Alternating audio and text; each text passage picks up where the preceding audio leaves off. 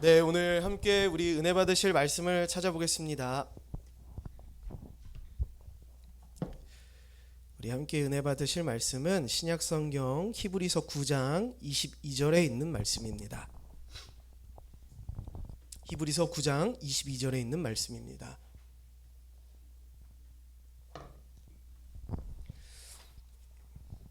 네, 우리 히브리서 9장 22절에 있는 말씀, 제가 스크린에 나와 있는 말씀을 읽어드리도록 하겠습니다. 율법에 의하면 거의 모든 것이 다 피로써 깨끗하게 되며 피 흘림이 없으면 죄의 용서도 없습니다. 아멘. 오늘 우리가 함께 나눌 말씀 제목은 멈춰서 십자가를 바라보다라는 제목으로 여러분들과 함께 은혜를 나누기를 소망합니다. 한번 넘겨주시면요. 우리가 살아가다 보면 차를 타고 지나갈 때 볼 수 없었던 풍경들을 차에서 내려서 걸어갈 때 비로소 보이는 풍경들이 있습니다. 어제 우리 토요 찬양 예배를 저희 교회에서 드렸는데 금요일 날 음향을 세팅하기 위해서 저녁에 우리 성도님들 또 함께 동역하는 형제가 와서 세팅을 이제 시작했습니다. 그래가지고 저도 이제 돕고자 하나 얼른 저녁을 먹이고 차가 없으니까 이제 막 하나랑 막 걸어왔어요. 막 걸어오는데 걸어온 내내 우리 하나가 막 쪼잘쪼잘 거리면서 우와 여기 꽃도 있네, 여기는 뭐야, 학교야 그러면서 차를 타고는 볼 수 없었던 그런 풍경들을 보면서 대화 나누면서 그렇게 왔던 기억들이 있습니다. 제가 20대 때 제가 무전여행을 한번 한 적이 있습니다. 저는 강원도 영월군 연당리라는 곳에 살았거든요. 이제 거기에서 이제 그 영월 고등학교를 가려면 늘 이제 시외 버스를 타고 이제 가야만 됐었습니다. 무전 여행을 할 때 코스를 제천에서부터 태백까지 돈이 없이 한번 걸어가 보자. 물론 다 걸어가진 못했습니다. 중간에 버스를 타고 가기도 했긴 했는데 또 걸어갔어요. 그래서 걸어가는 중에 어디를 걸어갔느냐, 제가 매일매일 고등학생 때 버스를 타고 매일매일 학교를 등하교하던 그 길을 걸어가게 된 적이 있었습니다. 차를 타고 가면서는 본 적이 한 번도 주의 깊게 본 적이 없었는데 걸어가다 보니까요, 그 길이 너무 아름다운 곳들도 너무 많고요. 그리고 그 시골의 그 정겨운 냄새들, 이 길에 이런 꽃밭이 있었나? 이런 멋진 플레이스들이 있었나? 라고 하는 것들을 저는 그때 처음 경험해 봤습니다. 여러분, 우리는 참 바쁜 하루하루를 살아가요. 현대 도시를 살아가고 있는 여러분들의 하루하루는 정말 눈코 뜰 새 없이 바쁠 것입니다. 그래서요, 우리는 늘상 우리 곁에 있는 것들을 지나쳐 가지만 너무 빨리 지나가고 있기 때문에 우리 주변에 있는 것들이 마치 이렇게 보일 수도 있다라고 하는 것이죠. 특별히 고난주의를 맞이하여 우리가 바라봐야 할 예수 그리스도가 달리신 십자가를 묵상할 때에도요, 어쩌면 우리는 십자가를 이러한 시각으로 바라보고 있진 않는가라고 하는 것입니다. 한 번 더 넘겨주시면 우리가 비로소 멈출 때에만 볼 수 있는 것들이 있습니다. 저도 무전여행을 하면서 멈출 때 비로소 그곳에 숨겨져 있는 아름다운 꽃밭을 보게 됐고요, 멋진 풍경들을 본 것처럼 오늘 여러분들에게 한 가지 권면드리고 싶은 것은 여러분의 바쁜 일생 가운데 오늘 이 시간만큼은 멈춰서기를 소망합니다. 그리고요, 그 멈춰선 자리에서만 볼 수 있는 것들을 바라보았으면 좋겠습니다. 특별히 우리가 오늘 묵상하고자 하는 것은 예수님의 십자가입니다. 우리가 너무 바쁜 삶을 지나가면서 그 십자가를 바라볼 때 그 십자가는 우리에게 별 의미 없어 보여요. 그리고 나와 상관없는 것 같아 보입니다. 그러나 우리의 삶을 잠시 멈춘 상태에서 그 십자가를 바라볼 때 그 십자가에 달린 예수님이 또렷하게 보일 수 있다라고 하는 것이지요. 오늘은 저와 이런 주제를 가지고 말씀을 나눴으면 좋겠습니다. 우리 멈춰서서 십자가를 바라볼 수 있기를 소망합니다. 이런 얘기를 한번 드릴게요. 인간의 삶은 양면이 동시에 존재한다라는 것입니다. 제가 어떤 다큐멘터리를 봤는데 이런 장면이 나오더라고요. 응급실에 대한 다큐멘터리였습니다. 그 응급실에 한쪽에서 심정지 환자가 들어왔어요. 근데 이 심정지 환자를 막 레지던트들이 붙어가지고 막 심폐소생술을 하고 살렸습니다. 꺼져가던 생명이 한쪽에선 살아나는데요. 또 한편 병상에서는 꺼져가던 불씨가 생명이 꺼져가서 생명이 사라지는, 이것이 양면적인 이 모습들이 동시에 나타나는 것들을 본 적이 있습니다. 어쩌면 우리의 삶도 똑같은 것 같습니다. 우리는 어떤 이상을 추구하지만 한편으로는 현실에 묶여 있지요. 선한 것을 늘 추구하지만 늘 악에 사로잡혀 있습니다. 사랑하지만 서로 상처 주고요. 하나님을 신뢰하면서도 현실을 두려워하는 이 양면성이 우리 안에는 동시에 존재한다라는 것입니다. 한번 넘겨주시면 세바스찬 무어라는 신학자가 이렇게 얘기합니다. 우리 안에는 존재하지 않으려는 의지와 존재하려는 이 의지가 동시에 존재한다라는 것입니다. 우리는 하나님의 형상을 따라 지어졌습니다. 그래서요, 우리 안에 존재하려는 의지는 뭘 자꾸만 추구하냐면요, 선한 것을 원합니다. 사랑하기를 원해요. 그리고 하나님을 신뢰하기를 소망합니다. 근데 우리 안에 있는 다른 한편에 있는 존재하지 않으려는 이 의지는 뭘 하냐면요, 우리는 선한 것보다 유익한 것을 얻게 하고요, 사랑하기보다는 사랑받기를 원하고요, 하나님을 신뢰하기보다는 더 쉽고 빠르며 가시적인 물질을 소망하기를 원한다라는 것입니다. 이처럼 우리 인간 안에는 존재하려는 의지와 존재하지 않으려는 이 의지가 동시에 존재합니다. 그리고요, 이 존재하지 않으려는 의지는요, 하나님께서 우리에게 보여주신 질서를 뒤엎고요, 각 사람을 온전하게 부르시는 하나님의 부르심에 거절하기를 원한다라는 것입니다. 그리고 세바스찬 무어는 이 존재하지 않으려는 의지를 뭐라고 얘기하느냐? 곧 이것이 죄다라고 이야기하고 있습니다. 어려운 얘기를 했는데 조금 쉽게 말씀을 드릴게요. 여러분, 가룟 유다를 잘 아시죠? 가룟 유다 하면 어떤 생각이 드십니까? 여러분이 가룟 유다를 이렇게 만났다고 해봅시다. 1대1로. 그럼 어떤 말을 먼저 건네고 싶으세요? 왜 그랬냐? 저는 여기다 하나를 더 처음 하면 왜 그랬냐 이놈아, 이렇게. 여러분은 어떻게 하고 싶습니까? 가룟 유다 보면 좋은 얘기는 안 나오실 것 같죠, 그죠? 우리는요, 가룟 유다를 천하의 나쁜 놈으로 알고 있습니다. 근데요, 우리 가룟 유다의 삶을 이렇게, 가룟 유다를 이렇게 살펴보면요, 그가 타고난 괴물이 아니라 우리 같은 지극히 평범한 사람이었다라고 하는 것입니다. 그는 태어날 때부터 예수를 팔아먹는 괴물 같은 사람이 아니었습니다. 왜냐하면 예수님께서 그 가룟 유다도 지명하여서 제자로 부르셨기 때문이지요. 그는 태어날 때부터 완전히 죄악에 찌들어서 무조건 예수를 팔아먹는 천하의 나쁜 놈으로 태어난 것이 아닙니다. 그는 12명의 제자 중 한 사람으로 예수님의 부르심을 받아 그 자리에 온 사람이었습니다. 근데 한 가지 사건이 생기죠. 예수님께서 이제 예루살렘에 입성하시기 전에 마리아가 예수님의 발에 값비싼 나드 향유 300g을 붓습니다. 자, 여기서 이 나드 향유 300g이라는 것이 어떤 것인지 우리는 좀 감이 안 와요. 성경에서 이것이 값비싸다라고 얘기하는데, 어느 정도로 값비싸냐면요, 이 나드 향유 300g은 노동자의 1년치 수입과 동일한 금액이었습니다. 즉 오늘날로 얘기한다면 최소 6천만 원에서 1억 원 정도를 호가하는 굉장히 값비싼 향수였어요. 근데 이것을 마리아가 어떻게 합니까? 예수님의 발에 붓고요, 자신의 머리카락으로 예수님의 발을 닦습니다. 왜 그랬을까요? 예수님의 장례를 위한 것이었습니다. 즉 예수님께서 십자가에 죽으실 것을 알고 그의 장례를 위한 것을 행동을 한 것이지요. 근데 가룟 유다는 이제 뭐가 보였냐면요, 이 1억 원 상당의 이 값비싼 것을 바닥에다 부어버렸다라고 본 것입니다. 가난한 사람들에게 1억 원을 나눠준다면 얼마나 많은 사람들을 도울 수 있고 얼마나 많은 생명을 살릴 수 있는데 그것을 허비해 버렸다라고 생각한 것이지요. 여러분, 일반적인 오늘날 우리의 생각으로 가룟 유다가 잘못된 생각을 했다라고 판단할 수 있겠습니까? 어쩌면 합리적이고 어쩌면 가난한 사람들을 긍휼히 여기는 선한 마음을 가진 것일 수도 있을 것입니다.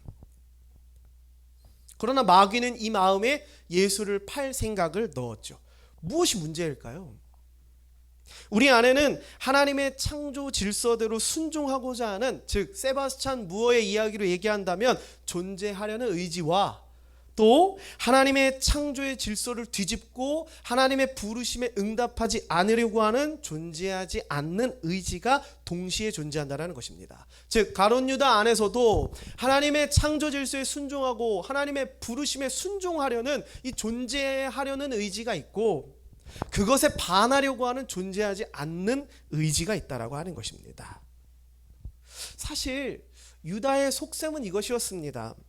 가난한 자들을 위해서 이야기하고 있지만 그 깊은 내면에 존재하지 않으려는 의지에서는요, 자기의 유익과 또는 자기의 선함을 드러내고자 했던 것들이 숨어 있었다라고 하는 것이지요. 오늘날 우리들에게도 이런 경우들이 있지 않습니까? 신앙적 워딩은 사용하고 있지만 결정적인 순간 자신의 유익이나 결정을 정당화하려고 할 때가 있다라고 하는 것입니다. 저희 동생이 원래는 되게 투닥거리는 사이였거든요. 막 투닥거리는 사이였는데 제가 개척을 하고 나서부터 동생이 저를 그래도 목회자로 봅니다. 옛날에는 그냥 저 인간이 뭘 이렇게 봤는데 개척을 하고 나서부터 야, 저 오빠가 그냥 어중이 떠중이로 목회할 게 아니라 진짜 목회를 하려고 하는 거구나. 그러면서 이 동생이 저를 이제 목회자로 봐줘요. 그 한 예가 뭐냐면 신앙적인 어떤 상담들을 저에게 이렇게 이야기할 때가 있습니다. 그러면서 이제 얘기를 하는 거죠.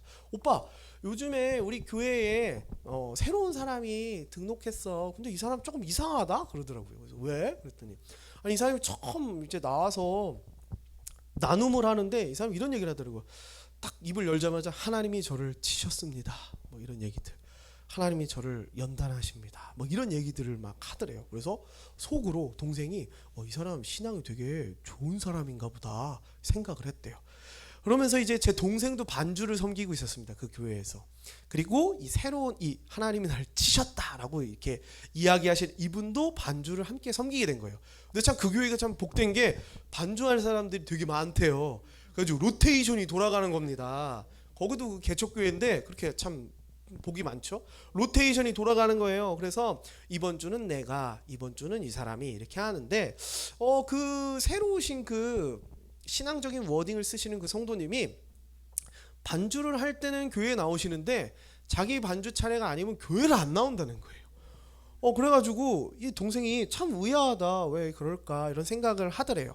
물론 그분이 어떤 상황과 환경과 문제가 있는지는 잘 알 수 없지만 만약 저희 교인이었다면 제가 그렇게 얘기했을 것 같습니다. 반주자로 부르심도 있지만 그보다 먼저 앞서는 것은 예배자로 부르심이 가장 먼저다. 그러기에 반주할 때만이 중요한 것이 아니라 모든 예배는 하나님이 우리를 부르신 부르심이다 라는 것을 이야기해 줬을 것입니다. 근데 어떤 상황인지는 잘 알지 못하지만 동생에게 이야기를 들은 것은 참 의아하다. 왜 그렇게 결정할까? 그리고 또 신앙의 워딩과 그가 결정하는 결정이 좀 일맥상통하지 않는 부분에서 의아함을 느꼈다라고 이야기를 하더라고요.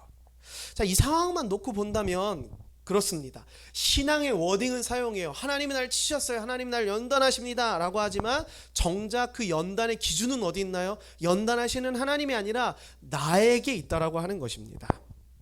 자신의 유익과 자신의 결정이 정당화되는데 어쩌면 오늘 우리들 안에도 이런 일들이 종종 일어나지 않습니까? 우리는 신앙적인 워딩은 사용하지만 결정적인 순간 내가 주체가 되어서 나의 삶을 이리저리 이끌고 갈 때가 있다라고 하는 것이지요.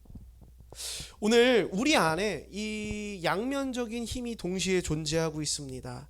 존재하려는 의지, 그리고 존재하지 않으려는 의지. 하나님의 부르심에, 그 온전케 하시는 하나님의 부르심에 거절하고자 하는 그 존재하지 않으려는 의지. 넘겨주시죠. 이것들이 우리 안에서 이러한 일들을 종종 일으킨다라는 것이죠. 세바스찬 무어는 이렇게 얘기합니다. 우리 안에 존재하지 않으려는 의지는 결국 하나님의 부르심으로 온전하게 되고자 하는 의지 자체를 제거하고자 합니다. 우리는 목숨을 걸고 시시하고 세속적이고 이러지도 저러지도 못하는 어정쩡한 태도를 지키려고 합니다. 그리고 이 의지는 이러한 것들을 지키기 위해 무슨 짓이든지 하며 살인까지도 서슴지 않게 합니다. 실제로 이 이야기를 가룟 유다에게 한번 적용해 본다면 그렇습니다. 가룟 유다는요, 하나님께서 그를 12 제자로 부르셨습니다. 그리고요, 그 제자를 통해서 그를 온전케 하시고자 하셨지만 그는 그 부르심을 거절했습니다.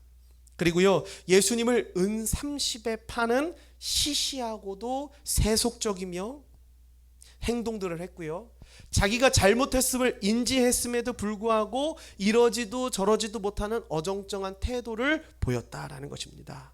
결국 그는 그 의지를 지키기 위해서 예수님을 죽이는 일까지도 서슴지 않고 행했다라고 하는 것입니다.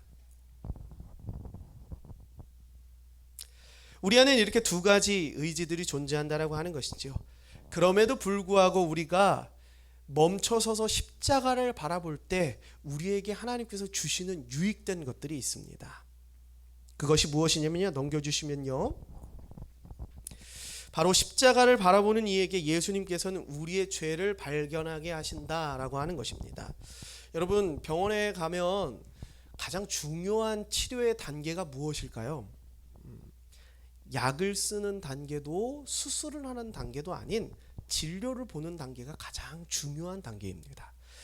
여러분, 만약 이 세상에서 가장 비싸고 좋은 약을 처방하여서 쓴다고 하더라도, 이 세상에서 가장 실력이 있는 외과 의사가 여러분의 수술을 집도한다 하더라도 여러분이 그냥 단순한 감기에 걸렸다면 그것은 아무런 소용이 없을 것입니다.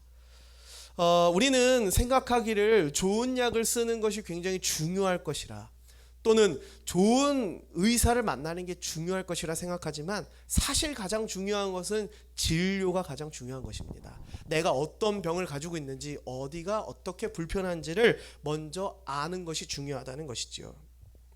이만큼 우리는요, 우리를 아는 것이 굉장히 중요합니다. 여러분, 변화되길 원하십니까? 여러분의 인생이 성숙되길 원하십니까? 또는 그리스도인으로서 삶이 점점점 하나님께로 한 걸음 한 걸음 나아가길 원하십니까? 그렇다면 가장 여러분에게 필요한 것은 먼저 진료의 단계, 내 모습이 어떠한지를 보는 단계가 가장 중요하다라고 하는 것이지요. 그럼 우리가 어떻게 내 깊은 내면에 있는 내 숨겨진 나의 모습까지, 부끄러운 나의 모습까지를 펼쳐놓고 볼 수 있을까요? 그 볼 수 있는 유일한 방법이 바로 십자가 앞에 서는 것이다 라고 하는 것입니다. 두 번째입니다. 십자가 앞에서 나의 죄를 발견한 우리가 참된 나를 찾는 유일한 방법은 바로 그 십자가를 통과할 때 주시는 완전한 항복이다 라는 것입니다. 지난주 제가 세미나를 참석했잖아요. 그죠? 참 요즘 참 놀라운 일을 겪습니다. 제가 세미나를 가면서 기도했어요. 하나님, 거기에 개척을 이제 시작하시는 분들이 많으실 텐데 거기에서 제가 나는 개척하고 우리 교회가 공동체를 이루었다고 자랑하지 않게 해주세요. 입술에 파수꾼을 붙여주세요. 교만하지 않게 해주세요. 쓸데없는 말 하지 않게 해주세요. 많이 듣게 해주세요. 이런 기도를 하면서 제가 갔습니다. 그렇잖아요, 여러분. 좋은 일이 있는데 막 자랑하고 싶잖아요, 인간적인 마음으로. 근데 혹여나 그것이 또 누군가에게 상처가 될 수 있기 때문에 그런 마음을 좀 누르고 갔습니다. 그리고 정말 조용히 있었어요. 가만히 있었습니다. 근데 뭐 목사님들이 지나가다 혹시 노래하는 교회? 한 사람이 그러고 시작하니까 노래하는 교회? 그러면서 나도 그걸 봤는데 막 이렇게 얘기하고 막 속으로 모임하는데 막 이쪽에서 우리 교회 얘기하고 있고 막 이런 일들이 참 있었습니다. 참 감사하고 또 즐겁고 많은 분들의 응원도 받고, 제가 원하는 목적은 이루지 못했지만 어쨌든 그런 좋은 시간들을 보내고 왔습니다. 그러면서 제가 마지막 시간에 제가 발표를 자원해서 한 명도 자원하지 않더라고요. 근데 제가 저 혼자 자원해가지고 발표를 했습니다. 그러면서 뭐라 그랬냐면, 여러분, 개척은 반드시 절망이 찾아옵니다. 하지만 희망도 있습니다 라는 이야기들을 이렇게 했습니다. 제가 절망이라는 표현을 썼지만 저는 이 말을 하고 싶었던 것이었습니다. 하나님께서는 반드시 개척교회를 통하여서 목회자에게 완전한 황복을 받아내신다. 내 방법, 내 고집, 내 스타일대로 절대 안 되는 그런 시간들을 경험하게 하신다. 그리고 결국에 전 할 수 없습니다. 전 안 돼요. 이제 고집 그만 피우고 주님이 가라는 대로 가겠습니다라는 완전한 황복을 받아내신다라는 것이죠. 여러분, 저희 교회 오신 분들 또는 신앙의 성숙을 경험하신 분들도 공통적으로 하시는 말씀이 있습니다. 내 마음대로 살았던 내 삶에서 이것이 아니구나라는 항복을 선언했다라고 하는 것입니다. 내 방법으로 여태까지 살아왔는데, 내 생각으로 여태까지 살아왔는데 내 방법으로는 안 됩니다. 내 생각으로는 할 수 없어요. 주님의 방법과 주님의 능력을 의지할 겁니다라는 완전한 항복을 선언할 때가 있다라고 하는 것이지요. 우리가 십자가를 바라볼 때 우리는 나의 죄를 발견할 수 있습니다. 그리고 십자가는요, 거기에서 그치지 않습니다. 여러분이 그 십자가를 통과하는 완전한 항복을 받아내신다라고 하는 것입니다. 여러분, 멈춰서서 십자가 앞에 서서 눈물만 흘리고 계시지 마십시오. 예수님을 처량한 사람으로 불쌍하게 여기지 마십시오. 그 예수님은 무엇 때문에 거기에 달려 계시느냐? 여러분의 항복을 받아내기 위해서 그곳에 계신다는 것입니다. 여러분이 십자가를 통해서 자신의 죄를 발견하셨습니까? 그럼 그 십자가를 통과하십시오. 그리고 통과하는 그 과정에서 우리를 완전하게 항복시키시는 예수 그리스도를 발견하시길 소망합니다. 제가 좀 가혹한 얘기를 드릴까요? 여러분 인생에서 정말 이 하나님을 믿고 따라가려고 하시지 않습니까? 그럼 하나님 반드시 여러분의 인생에 항복을 받아내실 것입니다. 근데요, 이 항복에 끝까지 버티는 사람은요, 저처럼 9년 동안 개척교회 실패하는 경험을 하게 되는 겁니다. 근데요, 저는 여러분, 우리 성도님들한테 말씀드리고자 하는 것은 무엇이냐? 여러분, 고집 피우지 마세요. 9년 동안 세월 낭비하고 싶습니까? 고집 피우지 마세요. 그냥 하나님이 그런 마음 주시면 항복하라고 하시면, 예, 항복합니다. 두 손 들고 나가십시오. 그럼 9년 안 돌고 일주일 만에 그 길 갈 수 있습니다. 성숙할 수 있고요, 하나님 앞으로 나아갈 수 있습니다. 근데 그 고집 끝까지 피우다가 그런 분들 정말 많습니다. 정말 많습니다. 나이 50에 다시 신학교로 돌아오신 분들, 팔다리 끊어지고 다시 주님 앞으로 돌아온 사람들, 목숨 거의 건져가지고 어떤 청년은 저기 섬에 팔려가가지고 고기잡이 배에 잡혀 있다가 주님 앞에 항복하고 돌아와서 살아온 사람들, 이런 사람들이 있습니다. 저는 여러분들이, 우리 사랑하는 성도님들이 그런 고난 겪지 않고 주님 앞으로 항복하고 나아왔으면 좋겠습니다. 그것이 바로 십자가를 바라볼 때 가능한 유익이다라고 하는 것이지요. 마지막으로 세 번째 말씀을 드리겠습니다. 우리가 십자가에 못 박히신 예수를 깊이 바라볼 때 막연했던 악이 나의 죄로 바뀌고, 뒤에 유아실이 있는데 사용하셔도 괜찮습니다. 미안해, 자는데 자는데 깨워서 죄송, 미안합니다. 네, 저도 이참에 물 한 번 먹고 하겠습니다.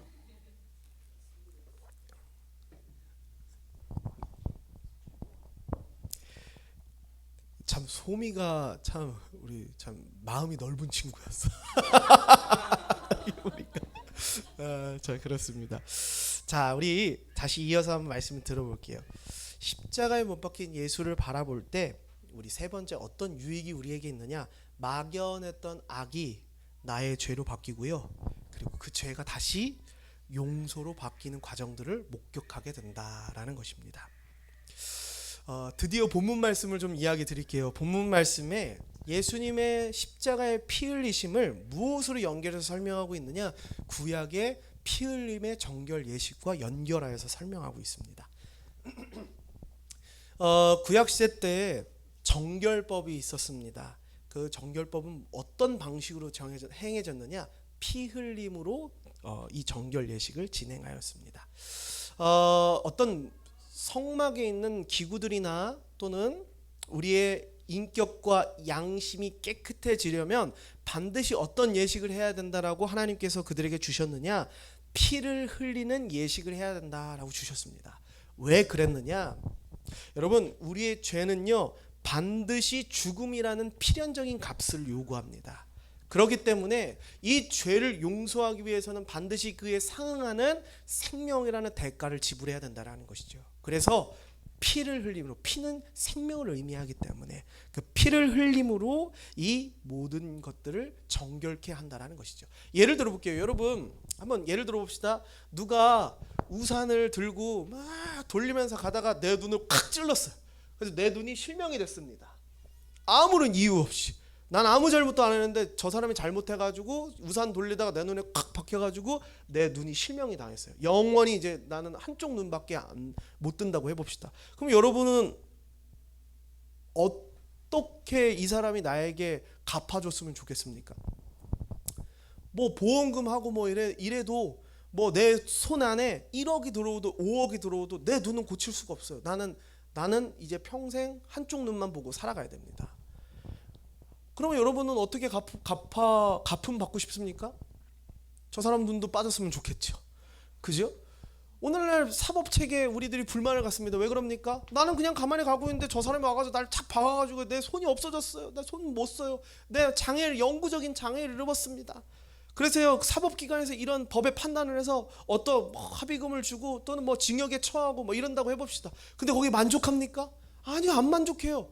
내게 영원한 불구가 됐으면, 쟤도 영원한 불구가 됐으면 좋겠는 게 우리 심정 아닙니까?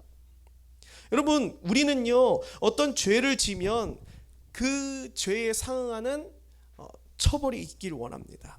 생명으로 갚기를 원한다고 하는 것이죠. 이처럼 죄는요 그의 생명으로 갚아야 하는 것입니다. 그래서 짐승의 피 흘림으로 인하여서 성막의 기구들이나 인간의 양심을 정결케 하는 의식을 행했습니다. 그리고 시간이 흘러서 신약 시대가 됐습니다. 예수님께서 십자가에서 당신의 선혈을 흩뿌리면서 그 피가 낭자한 곳이 바로 그 십자가 처형틀이었습니다. 예수님의 상체에 창이 관통을 할 때 물과 피가 쏟아져 나왔다 그러죠. 예수님의 피가 다 나온 거, 내장이 막 흘러나온 것입니다. 그 붉은 피가 십자가에서 툭툭툭툭툭 떨어질 때 그 안에서 어떤 일들이 일어나느냐, 세상의 위선이 폭로되었고요, 나의 죄가 드러났습니다. 예수님께서는 그곳에서 이렇게 외치진 않으셨습니다. 거봐, 넌 죄인이었잖아, 넌 최악이야 라고 우리를 정죄하지 않으셨습니다. 그 피가 흡수해지는 그 처형틀에서 예수님은 뭐라고 말씀하셨느냐? 다 이루었다 라고 말씀하십니다. 무엇을 이루었을까요? 여러분의 죄를 용서함을, 여러분을 용납하시길 다 이루었다라고 하는 것입니다. 여러분, 예수님의 십자가를 가만히 바라보면요 우리의 죄가 발견됩니다. 그리고 그분은 그 죄로 인하여서 우리를 항복시키십니다. 그리고 그분은 그 십자가에서 우리를 향해서 넌 죄인이잖아 라고 정죄하시지 않습니다. 우리를 용납하시고 용서하시며 다 이루었다라고 말씀하십니다. 즉 예수님 자체가 희생 제물이 되셔서 자신의 피를 흘림으로써 우리의 생명으로 대신 갚아야 할 우리의 죄의 필연적인 값을 대신 치러 주셨다라고 하는 것입니다. 이제 우리는 십자가를 볼 때 뭘 느낄 수 있을까요? 우리는 그 십자가 앞에서 자유함을 느낄 수 있습니다. 우리는 그 십자가 앞에서 이제 나를 묶고 있었던 죄의 무거운 짐들이 온데간데 없어진 것을 느낄 수 있습니다. 이것이 바로 십자가가 주는 하나님의 은혜다라고 하는 것입니다. 여러분, 고난주간 십자가 보면서 질질 짜지 마십시오. 예수님을 처량하고 비참한 분으로 만들지 마십시오. 예수님은 그곳에서 피 흘리는 이유가 있었습니다. 무엇 때문에요? 여러분들을 용서하고 용납하기 위해서요. 우리는 그 십자가를 볼 때 감정이 동하는 것이 아닙니다. 우리는 그 십자가를 볼 때 참된 자유함을 느끼게 되는 것입니다. 이제 그 주님 앞에 나아갔을 때 누구도 나를 정죄할 수 없어. 누구도 나를 판단할 수 없어. 너 이렇게밖에 못하잖아. 너 이 정도밖에 안 되잖아. 너 이런 죄 졌었지? 라고 판단하는 세상의 손가락질이 십자가 앞에 섰을 때는 완전히 자유해진다는 것입니다. 오히려 그들보다 나를 더 손가락질해야 될 예수님이 나를 손가락질하는 것이 아니라 그 손으로 나를 안아주신다는 거죠. 이것이 바로 십자가를 바라볼 때 우리에게 주시는 은혜다라고 하는 것입니다. 여러분, 이번 한 주 여러분의 바쁜 삶을 아예 멈춰버리라는 것이 아닙니다. 하지만 여러분의 바쁜 삶 가운데 한 시간만큼은, 하나의 순간만큼은 멈춰 서시길 바랍니다. 그리고 그곳에서요 막 뛰어가면서 보는 십자가 말고요, 멈춰선 상태에서 십자가를 깊이 묵상해 보십시오. 그 안에서 죄를 발견하십시오. 그 안에서 여러분 항복하십시오. 그리고 그 안에서 나를 용서하시고 용납하시는 예수 그리스도를 바라보시고요. 그리고 다음 주에 부활주일에 만났을 때 여러분 얼굴이 다 환하게 펴지셨으면 좋겠습니다. 걱정 근심에서 다 자유함을 누리고 오셨으면 좋겠습니다. 예, 현실은 여전히 그 문제가 있겠지요. 하지만 예수 그리스도 앞에서 너 괜찮아, 너 자유해 라는 이 말로 인하여서 평안함과 자유를 누리는 여러분들이 되셨으면 좋겠습니다. 저도 아내한테 그런 적이 있거든요. 밖에 가서 힘들고 어려운 일들 다 당해도요, 저희 아내랑 저희 딸이 아빠 왔어, 여보 왔어, 고생했어, 이거 먹어 라는 이 말 한마디면 저는 모든 것이 다 평안해집니다. 여러분들도 다 그렇지 않습니까? 밖에서는 너 이거밖에 못해, 너 이 정도야, 너 최악이야 라는 소리 들어도 여러분 집에 와가지고 내 아내, 내 가족들이 수고했어, 밥 먹을래? 라고 이렇게 따뜻하게 맞아주면 우린 그 안에서 참된 자유를 느껴요. 여러분 십자가를 바라보실 때 이 자유함을 느낄 수 있는 저와 여러분들이 되시기를 주님의 이름으로 소망합니다. 우리 이 시간 함께 찬양하시길 소망합니다.